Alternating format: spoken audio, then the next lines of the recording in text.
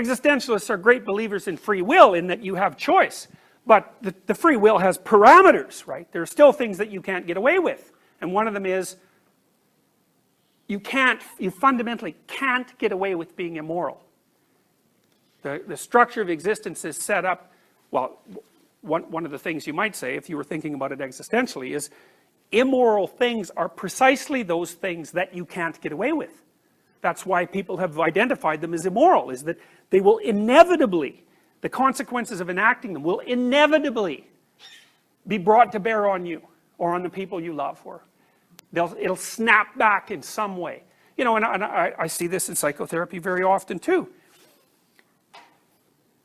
People will engage in the same kind of behavior over and over. Well, there's a classic definition of insanity, which is, insanity is doing the same thing over and over and expecting a different outcome each time. And there's an element of self-deception in that. It's like, people will run out a procedure that ends in tragedy, and then they'll repeat that over and over, and you can lay out for them the causal connection between their actions and their conceptions and the outcome.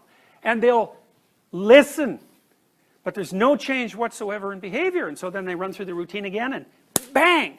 And what they're doing is immoral, precisely because whenever they implement it, it produces the kind of catastrophe they claim to want to avoid. Because, you know, relativists, modern relativists, like to think of morality as something that's just arbitrary, like it's a cultural construction.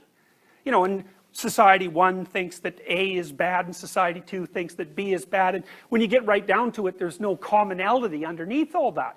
But the existentialists sort of undercut all that, and they just say, well, what's immoral are those things that you could change, that you do, that result in outcomes that are catastrophic for you. That's it. That's what immoral is. And so that's universal, because it doesn't really matter what the details are.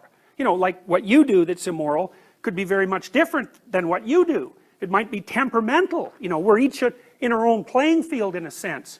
But there's a commonality underneath that, which is, well, for example, you won't get away with deceiving yourself. You just can't. And the reason you can't is because you need a model of the world that's like the world. And if you try to live in a model of the world that isn't like the world, you'll just bump into the world. And so the deception brings with it its own punishment. And that's why it's immoral.